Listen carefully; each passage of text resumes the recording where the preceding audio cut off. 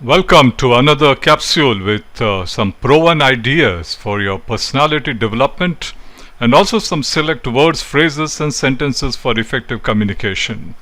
I am Ajoy Basu.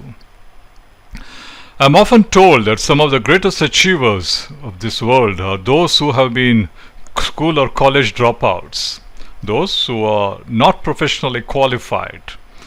In fact, it is mooted sometimes that there is often observed an inverse relationship between outstanding entrepreneurship and higher professional qualification.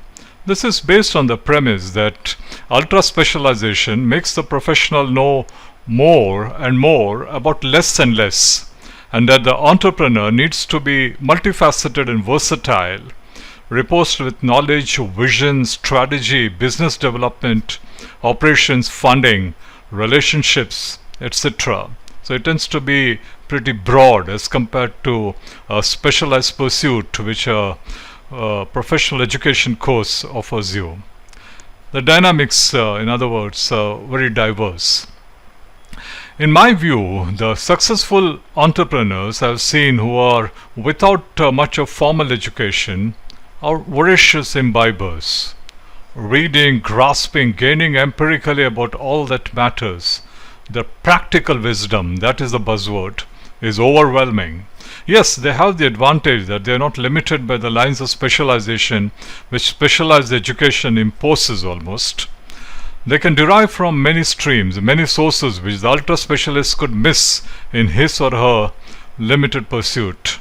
Yet you do come across select professionals with that street smartness, practical wisdom, as I say, and diverse knowledge and skill sets which ensure their success in the entrepreneurial game.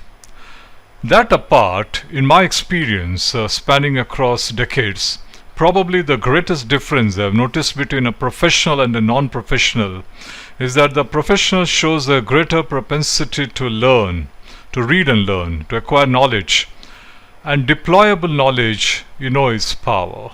Combine it with practical wisdom and you have a winner in place. And one more observation. After a certain age and stage in your career, your qualification recedes in importance. Whether it is the underworld or the business world, what matters then is your ability to fire straight. My first sentence in this capsule is, for those looking for moral brownie points, this is the surmise.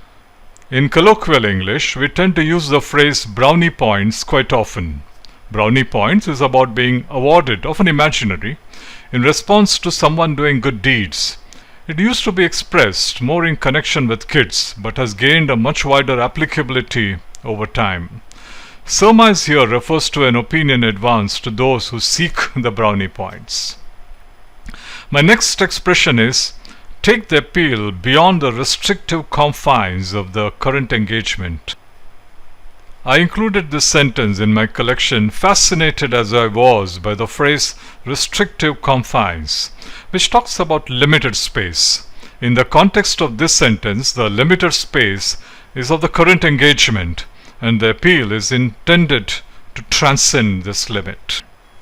We move to the next slide, in which my next sentence is, the matter has been sliced, diced, and analyzed. Beautifully rhymed, with relevance. The words sliced, diced, and analyzed. Diced here refers to being cut into small pieces, small cubes. My fourth sentence is, the film went on to become a touchstone.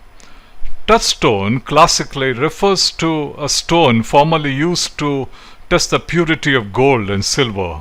In this sentence, it's about a film which by inference is a standard against which the quality of other films can be measured.